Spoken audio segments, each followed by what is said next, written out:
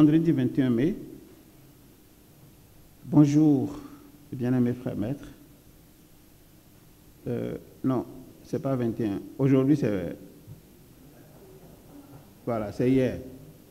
C'est hier plutôt. Il me dit, je voudrais demander la parole pour vous dire à votre grande sagesse que ce matin, je me sens mieux. Les douleurs au niveau des épaules ont diminué considérablement, ce qui me procure le sentiment de bien-être que j'ai la joie de partager avec vous. Donc d'hier à aujourd'hui, je n'ai pas encore parlé avec lui, mais je l'ai rassuré en disant tout ira pour le mieux. Nous ne sommes ni découragés ni effrayés. Comme je l'avais dit hier, attaquons la constipation. Donc on s'est mis déjà dessus. Dès que la constipation, ça va dérégler, tout le système de drainage vers le bas, ça va en fait reprendre. Et si ça reprend, puisqu'au niveau de son cerveau, il n'a pas encore d'ennui, ça veut dire donc qu'il va se relever au grand étonnement, et les kinésithérapeutes qui vous demandent de faire les mouvements très difficiles que le garçon n'arrive pas à faire, ou qu'il fait avec beaucoup de douleur, tout le monde va prendre cela comme acquis. Deuxième échange, ça c'est le mardi 20 mai 2023, et l'ami m'écrit, c'est un autre. Bonsoir bien-aimés frères maîtres, j'espère que vous vous portez bien malgré vos journées de marathon. La formation sur les rapports à la mort doit être d'une densité inouïe, eu égard aux interventions des uns et des autres, et de vous-même que je suis sur YouTube. Ce jeudi, ce sujet demanderait peut-être qu'on s'y attarde un peu plus sous forme de cours en plusieurs modules vu la densité du sujet. Pour nous qui ne sommes pas au Bénin, quelle stratégie? Mon frère à Marseille vient de faire un AVC massif cet après-midi, médecin lui-même. Il est dans un état critique, hospitalisé. Les médecins n'osent pas se prononcer. Je suis perturbé. Il s'appelle, né le 15 novembre 1943. Soutenez-moi. Est-ce qu'il veut que son frère meure là maintenant? Non, personne ne veut ça. Moi, j'ai dit à suivre. Il dit mille merci, maître. Et le 21, il m'écrit, bonsoir bien-aimés frères maîtres. Nous sommes toujours dans l'attente de l'amélioration de l'état du malade. Le caillot sanguin qui bouche l'artère est très gros, donc les médecins n'osent pas toucher avant 72 heures. L'hémiplégie a pris le côté de la parole. Lorsque le caillot est petit, ils arrivent à le pulvériser sans attendre longtemps. Et pourtant, ils suivaient bien son traitement. Vous avez écouté, hein? Le médecin lui-même suivait bien son traitement. Il y a 1 an, on lui a changé de médicament. Comme il s'essoufflait plus qu'avant, on se disait que c'était les effets du nouveau médicament. Et hier, il me dit, bonjour bien-aimé frère maître, l'état de mon frère se dégrade. Et si je demande un visa, je ne l'aurai pas avant 1 mois, car ce ne sera pas un visa professionnel pour un congé, un congrès ou autre où on s'inscrit, on est inscrit. Les médecins attendaient de voir le volume du caillot diminuer au bout de 72 heures avant d'intervenir. Et comme la diminution n'a pas été, maintenant, il y a un œdème et on me dit qu'il est en train de partir.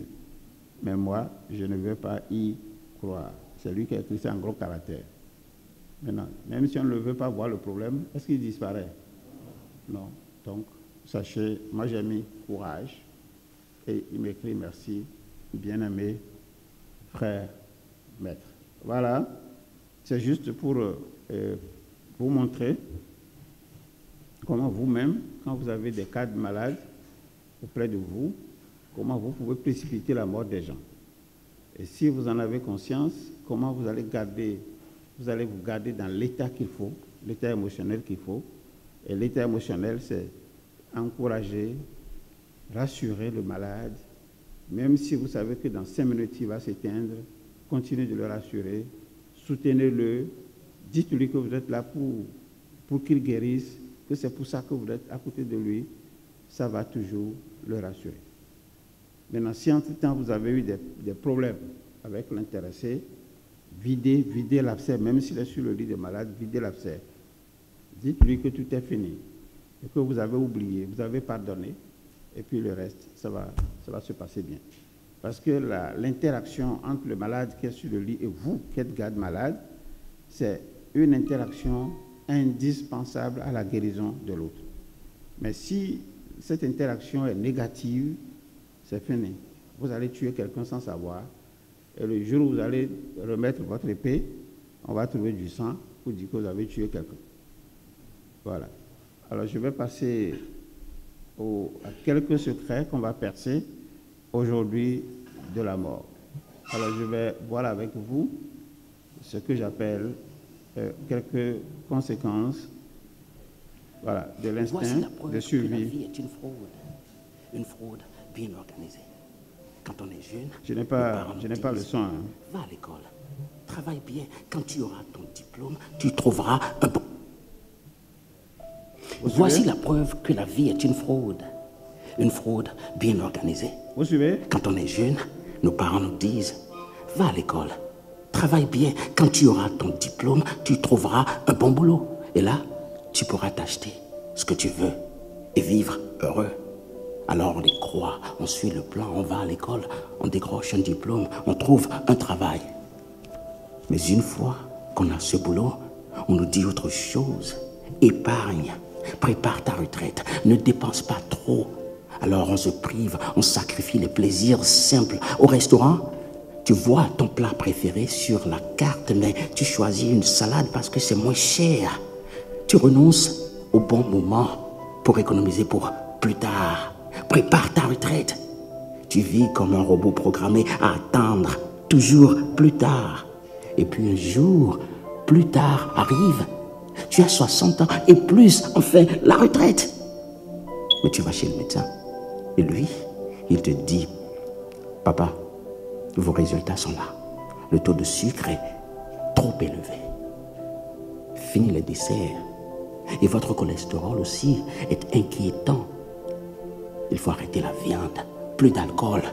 Faites attention à tout. Donc voilà, tu as passé ta vie à te priver, à suivre les règles, à tout remettre à demain. Et quand demain arrive, on t'interdit enfin de vivre. Alors, mets un commentaire. Je vais vivre maintenant. Moi, je ne veux pas mettre commentaire. Vous savez pourquoi? Vous avez suivi, non? Voilà.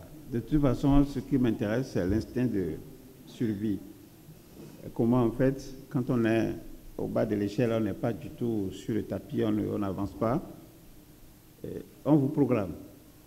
Il faut faire économie, il faut construire, c'est ce qu'on dit souvent, non? Faire quelque chose pour les enfants. Et même si personne n'avait rien fait pour vous autres, vous dites que vous allez faire quelque chose pour que les enfants ne souffrent pas. C'est ce qu'on dit, hein? Mais pourquoi on ne veut pas qu'ils souffrent? Et c'est de ça qu'il dit, c'est de ça qu'il parle. Et en fin de compte, quand on devient vieux, voilà qu'on a tout programmé pour dire, bon, on prépare la retraite. Et quand on a la retraite, on est déjà vieux. Et là, on a ramassé hypertension ou cholestérol, je ne sais pas quoi. Et on t'interdit maintenant de manger. Voilà que tu n'avais pas mangé avant. Donc finalement, il dit que c'est une anarque. Le bonheur a parfois la beauté fragile d'un château de cartes. Claire et Henri Moreau en ont fait l'amère expérience ce jour de printemps à la maternité Saint-Antoine de Paris. Après 5 années d'amour partagé, 3 tentatives de fécondation in vitro et 9 mois d'attente fébrile, leur rêve de fonder une famille se concrétisait enfin. Du moins, c'est ce qu'ils croyaient. Quand le premier cri de leur fils a résonné dans la salle d'accouchement, le monde s'est figé. Le bébé que la sage-femme a déposé sur la poitrine de Claire avait la peau noire. Dans le regard d'Henri, l'émerveillement s'est instantanément transformé en incompréhension, puis en colère froide. Pour cet ingénieur issu d'une famille normande traditionnelle, l'explication semblait évidente et implacable. Sa femme l'avait trompé. « Ce n'est pas mon enfant », a-t-il déclaré d'une voix tranchante, avant de tourner les talons et de disparaître, laissant Claire anéantie, seule avec ce nouveau-né dont la simple existence venait de faire exploser leur vie commune. Mais la vérité se cache parfois dans les recoins les plus inattendus de notre histoire. Ce que ni Claire ni Henri ne pouvaient alors imaginer, c'est que ce petit être au teint ébène allait les entraîner dans un voyage extraordinaire à travers le temps et les océans. Un voyage qui révélerait des secrets de famille enterrés depuis des générations, bousculant tout ce qu'ils croyaient savoir de leurs origines. Entre les rues pavées de Paris les côtes normandes et les rivages ensoleillés du Sénégal, cette histoire d'amour mise à l'épreuve, de préjugés confrontés et de racines retrouvées nous rappelle que parfois, nos différences les plus visibles ne sont pas des signes de séparation, mais les preuves vivantes des liens qui nous unissent à travers l'histoire. Bienvenue dans l'histoire de Claire, d'Henri et du petit Louis. Une histoire qui commence par un déchirement, mais qui pourrait bien se transformer en la plus belle des réconciliations.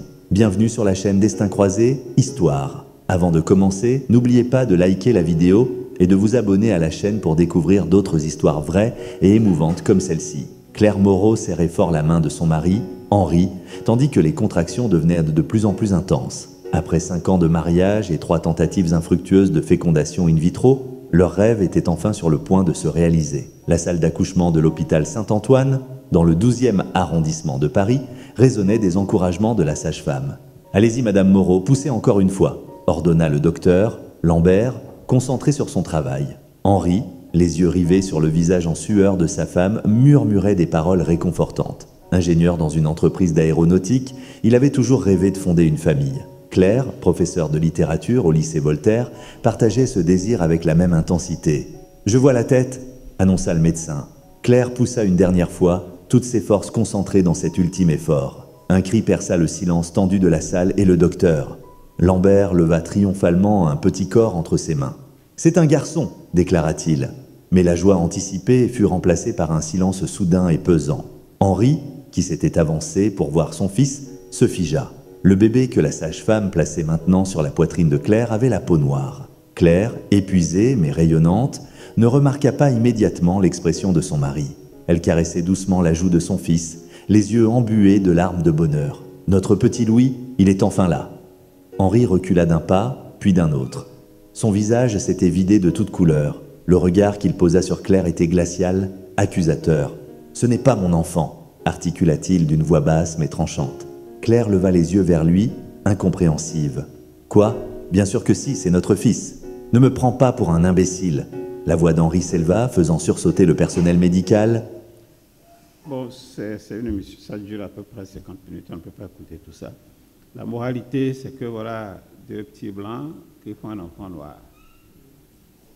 Bon, a priori, qu'est-ce qu'on va dire? La femme, elle a triché, non? Voilà, ils sont allés chercher dans les archives et s'est trouvé que c'est les ancêtres de ce monsieur qui sont allés au Sénégal. C'est eux qui ont fait d'enfants là-bas. Nous disons qu'on ne meurt pas, non? Et le patrimoine génétique de circulation en circulation s'est retrouvé dans le ventre de cette dame-là. Et le noir est revenu. Est-ce qu'il était mort? Non. Je vais vous envoyer ça dans votre réseau après, vous allez suivre l'entièreté. Il n'y a absolument rien de nouveau, seuls les acteurs ont changé, sinon la lutte reste la même. Alors la question c'est de savoir qui vous guette. Est-ce que c'est la mort ou bien est-ce que c'est les hommes qui vous guettent? Donc ici vous allez répondre à la question tout à l'heure. En 1987, il y avait un vieux civil en Côte d'Ivoire, un général aux affaires au Niger, un capitaine au Burkina Faso, le plus jeune du groupe, et un autre officier au Mali. La cible prioritaire de la France était le capitaine burkinabé, et les relations entre la France et le capitaine s'étaient envenimées après la perte de la majorité à l'Assemblée française par le parti du président français. Les 3 du Mali, Niger et Burkina travaillaient ensemble sur un projet de fédération des 3 pays, le Liptako-Gourma. Aujourd'hui, en 2024, le parti du président français a perdu la majorité à l'Assemblée nationale. Nous avons un vieux civil à la tête de la Côte d'Ivoire, un général au Niger, un capitaine au Burkina Faso, le plus jeune du groupe, et un autre officier au Mali. Comme en 1987, c'est le vieux civil ivoirien que les néocolonialistes instrumentalisent pour chercher à assassiner le capitaine burkinabé, qui est la cible prioritaire de la France. Oui, c'est bien ça. La cible prioritaire de la France reste le capitaine burkinabé. Ils avaient fait circuler des tracts en 1987, faisant croire que Sankara s'enrichissait, le qualifiant de fou et d'instable, et jouant sur son appartenance ethnique. Oui, c'était une époque de grandes manipulations et de fausses informations. Absolument.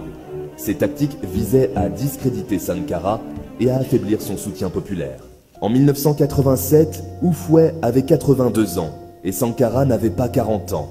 C'est vrai. Et en 2024, Alassane Ouattara a 82 ans et Ibé n'a pas 40 ans. Sankara a succédé à Jean-Baptiste Ouédraogo, qui était resté au pouvoir pendant 8 mois, et Ibé a succédé à Damiba, qui était resté au pouvoir pendant 8 mois. Ces parallèles montrent comment l'histoire peut souvent se répéter, avec des dynamiques similaires se jouant à travers les décennies. La nature nous avertit que c'est notre dernière chance. Le hasard, c'est le refuge des non-initiés. Quand la nature ressuscite une dynamique, c'est pour nous donner l'opportunité de vaincre. Ouvrez les yeux car ce combat est plus important que vous ne l'imaginez. Observez bien et vous comprendrez que c'est l'histoire qui nous donne une seconde chance pour nous libérer. La seule question c'est, serons-nous à la hauteur de l'histoire cette fois-ci? Vous avez compris? Est-ce que c'est les hommes qui guettent ou bien c'est la mort qui vous guette? C'est les hommes, non? Alors est-ce que les morts sont morts ou bien les morts sont vivants? Bon, le mausolée Thomas Sankara, là où reposent les idées qui refusent de mourir.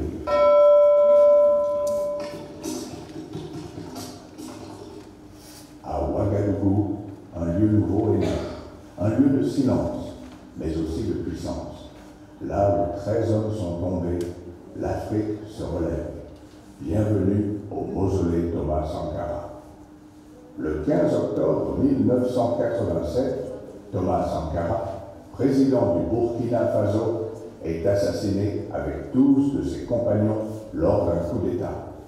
Pendant plus de 30 ans, leurs tombes sont restées modestes, presque effacées.